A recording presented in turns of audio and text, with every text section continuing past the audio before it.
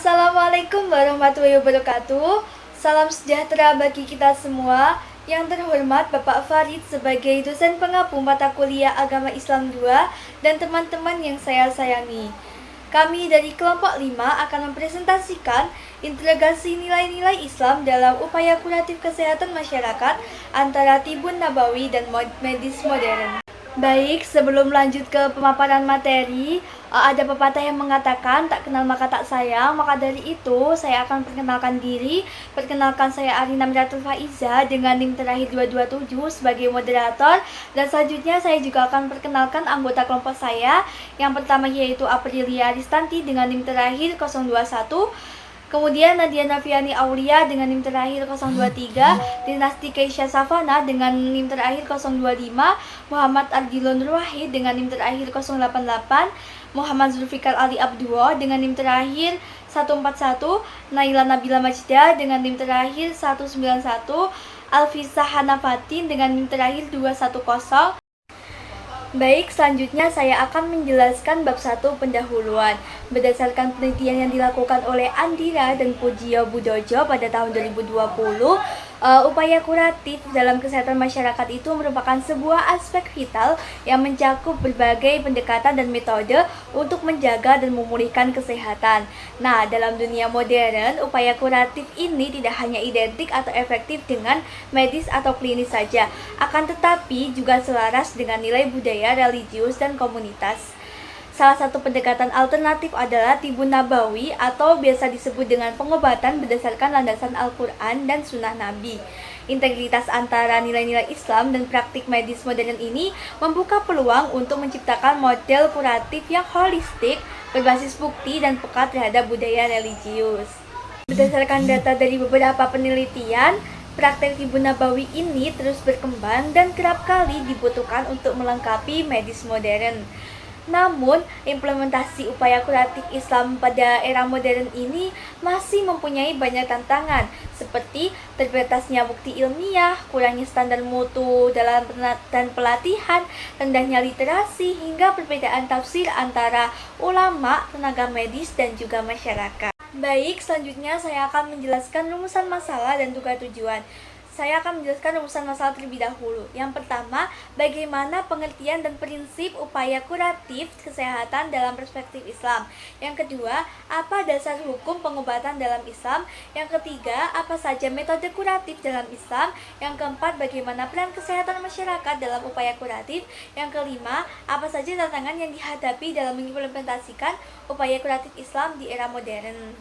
Selanjutnya tujuan ini ada 5.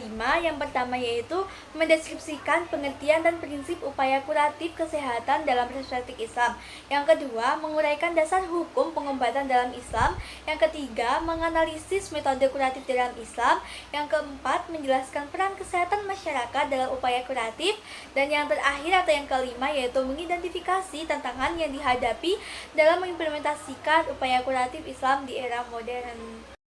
Selanjutnya yaitu manfaat. Dalam makalah ini terdapat 5 manfaat. Yang pertama yaitu memberikan pemahaman ilmiah tentang integrasi nilai-nilai Islam dalam upaya kuratif kesehatan masyarakat. Yang kedua, menjadi referensi bagi tenaga kesehatan, akademis, dan masyarakat dalam mengimplementasikan atau mengaplikasikan Tibun Nabawi secara aman dan berbasis bukti.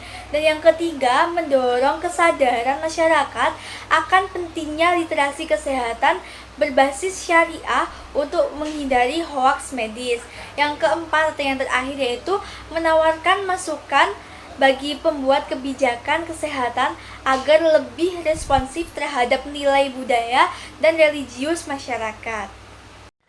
Oke, baik, kita akan menjelaskan tentang tinjauan pustaka yang ada di apa yang kita bahas. Oke, Tibun Nabawi adalah konsep pengobatan Islam yang bersumber dari ajaran Rasulullah yang mencakup madu, habatus sauda, kurma, zaitun, dan air zam-zam, dan lain sebagainya, serta terkait praktik bekam dan ruqyah. Pengobatan ini juga dipandang tidak hanya sebagai ikhtiar medis tetapi juga ibadah karena sesuai dengan tujuan syariat Islam.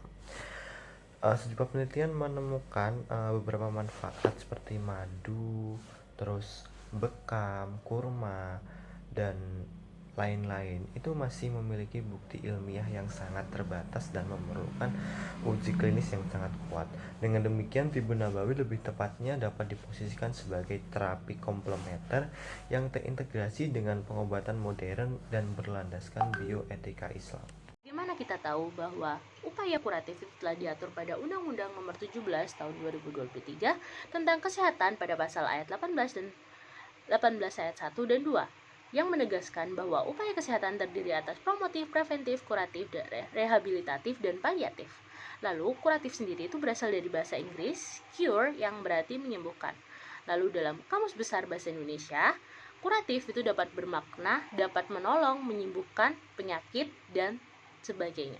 Lalu menurut Sukijo Noto Atmojo, kuratif adalah upaya penyembuhan yang merupakan bagian penting dari pelayanan kesehatan masyarakat maupun individu.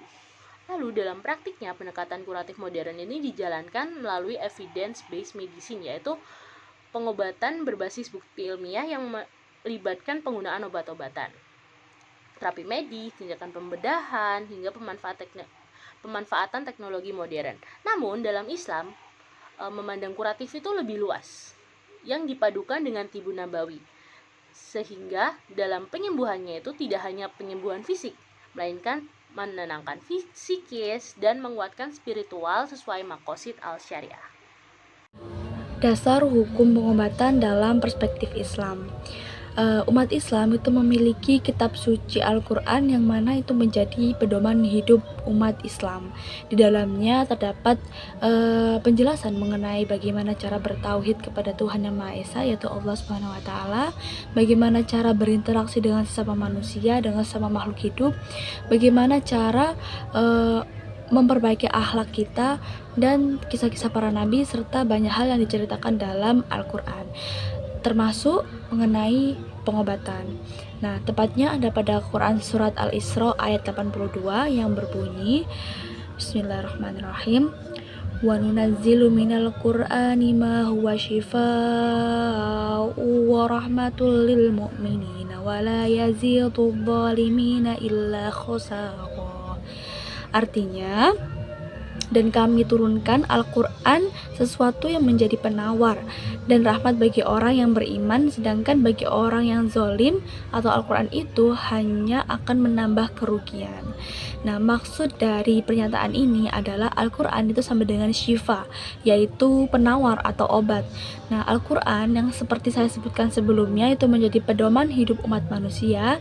Itu tidak hanya menjadi pedoman hidup, tapi juga bisa menjadi obat penawar dari penyakit hati, kesyirikan, kebodohan, keraguan, dan juga bahkan bisa menjadi penawar dari penyakit fisik apabila dan itu semua juga dengan ridho Allah Subhanahu wa Ta'ala. Nah, ayat ini diperkuat dengan adanya hadis riwayat Abu Daud di mana Rasulullah SAW bersabda, sesungguhnya Allah menurunkan penyakit itu beserta obat dan diadakannya bagi tiap penyakit obatnya, maka berobatlah. Tetapi jangan kamu bertaubat dengan cara yang haram. Nah, hal ini menegaskan bahwasanya berobat itu adalah salah satu bentuk ikhtiar kita untuk menjaga kesempurnaan yang diberikan Allah kepada kita. Berobat bukan berarti kita tidak tawakal, tidak berserah diri kepada Allah, tetapi berobat itu juga salah satu bagian dari ikhtiar, yang mana ikhtiar kan adalah sebuah usaha. Nah, maka dari itu berobat itu dianjurkan dan harus dengan sabar serta tidak dengan menggunakan cara-cara yang haram, contohnya seperti pergi ke dukun dan lain sebagainya. Lalu bagaimana pandangan fikih mengenai dasar hukum pengobatan ini? Terdapat 3 pendapat yang berbeda. Yang pertama, mazhab Hambali. Mazhab Hambali ini berpendapat bahwa berobat itu hukumnya mubah. Mubah itu sesuatu yang dilakukan ataupun tidak dilakukan itu tidak akan mendapatkan pahala atau tidak akan mendapatkan dosa. Jadi itu tidak ada pengaruhnya apa-apa. Nah, tetapi mazhab Hambali ini juga bilang bahwasanya kurang menganjurkan pengobatan, karena itu bisa mengurangi kesempurnaan tawakal, mengurangi kesempurnaan untuk berserah diri kepada Allah. Kemudian yang kedua, mazhab Sufi. Ini hampir sama dengan mazhab Hambali, yang mana ridho terhadap penyakit merupakan bentuk kepasrahan tertinggi kepada Allah. Ini disebutkan oleh Farid Numan Hasan pada tahun 2021.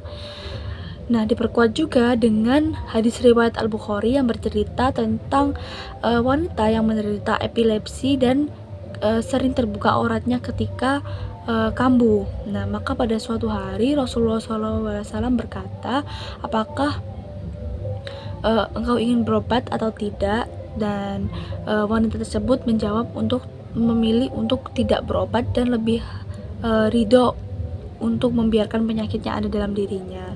Kemudian yang terakhir adalah mazhab Syafi'i, yang mana mazhab ini berkata bahwa berobat itu sesuatu yang sunnah. Nah, sesuatu yang sunnah apabila obat yang dikonsumsi atau obat yang dijalani, pengobatan yang dijalani itu belum tentu pasti bisa menyembuhkan penyakit. Nah, dan akan berhukum wajib apabila pengobatan yang dilakukan itu pasti akan menggugurkan penyakit yang diderita. Nah, oke, jadi yang bisa disimpulkan mengenai hukum pengobatan dalam Islam adalah hukum Islam itu fleksibel, tidak mengikat. Meskipun ada beberapa pandangan yang berbeda, itu tergantung bagaimana cara kita menyesuaikan dengan peradaban yang ada.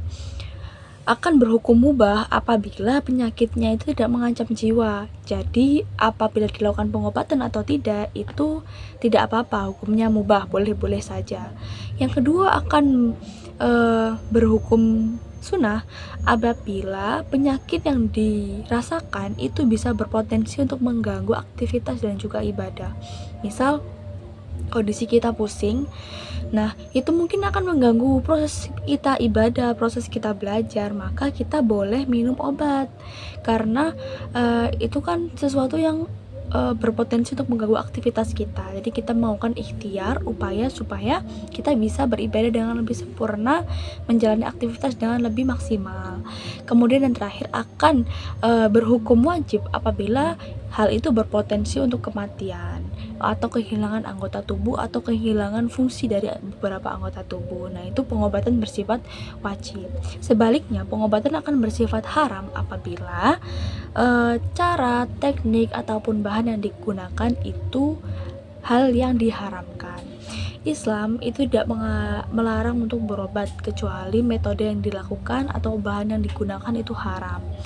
Nah, berobat juga tidak bertentangan dengan tawakal karena merupakan bagian dari ikhtiar dan juga tanggung jawab menjaga amanah kesehatan yang telah Allah titipkan kepada kita. Begitu.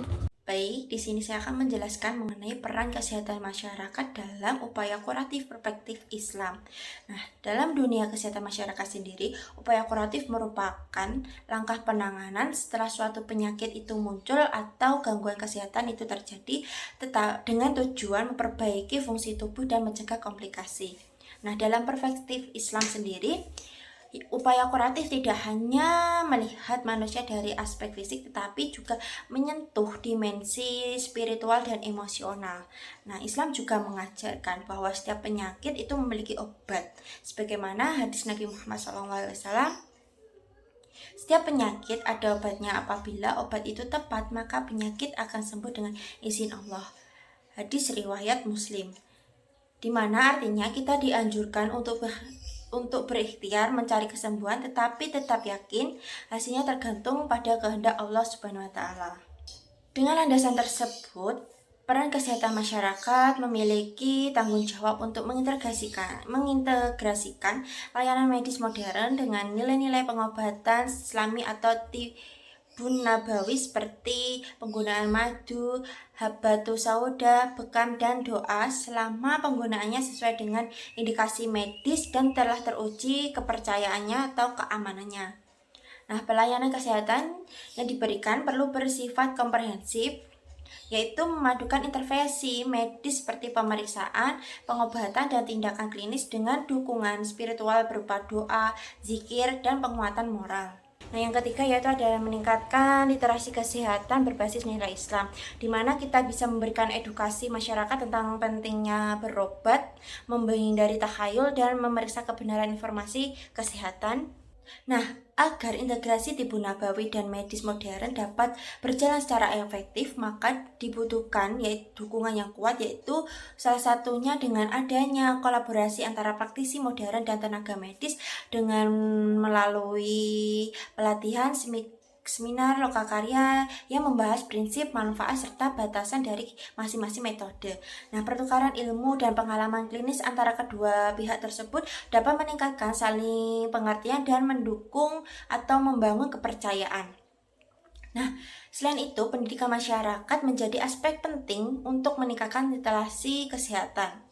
Penyuluhan di masjid, sekolah, maupun pusat kesehatan dapat membantu masyarakat memahami manfaat dan keterbatasan dari masing-masing pendekatan, sekaligus membekali mereka kemampuan untuk memilih informasi agar tidak terjebak dalam hoaks medis. Nah, melalui sinergi ini, kesehatan masyarakat dapat menjalankan perannya dalam upaya kuratif secara utuh, efektif, dan sesuai dengan nilai-nilai Islam.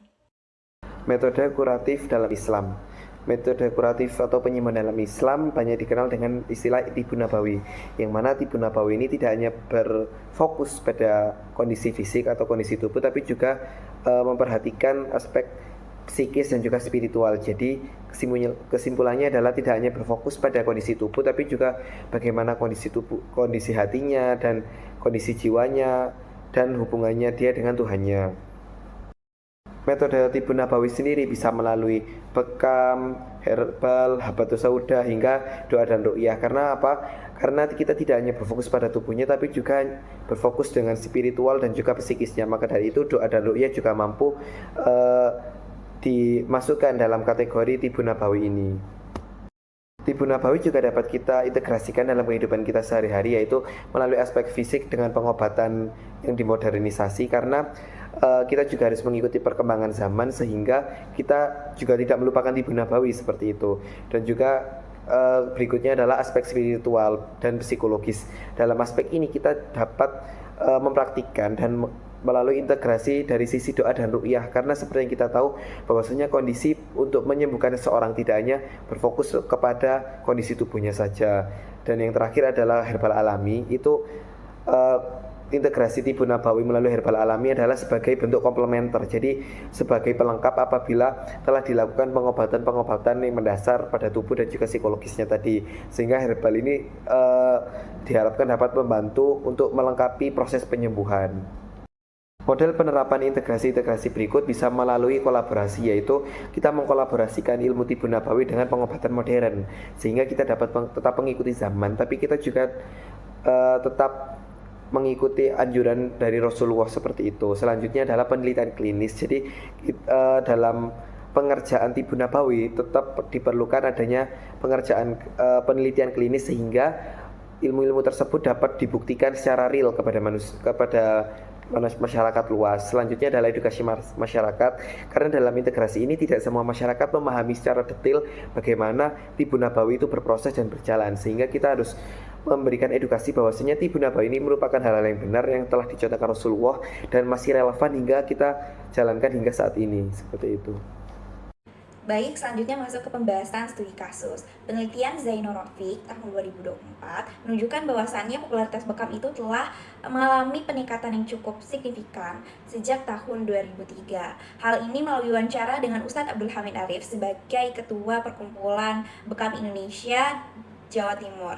Nah, studi ini mengungkapkan transformasi menarik dalam praktik bekam yang berhasil memadukan modern teknisi dengan tetap mempertahankan esensial spiritualnya.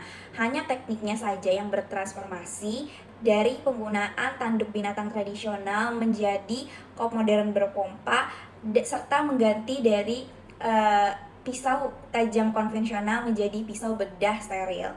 Nah, selain itu lebih dari 80% pasien datang bukan karena keluhan spesifik, namun melainkan untuk menjaga kesehatan sebagaimana sesuai dengan sunnah Nabi Muhammad SAW. Namun beberapa penelitian juga telah membuktikan bahwasannya bekam ini menghasilkan manfaat yang positif terhadap penyembuhan hipertensi, diabetes, serta hingga peningkatan health related quality life. Baik, selanjutnya masuk ke dalam bahasan mengenai tantangan mengimplementasikan upaya kuratif Islam di era modern. Seperti sebelumnya, studi kasus yang telah dibacakan, kami telah mengidentifikasi beberapa tantangan dalam mengimplementasikan upaya kuratif tersebut di era ini.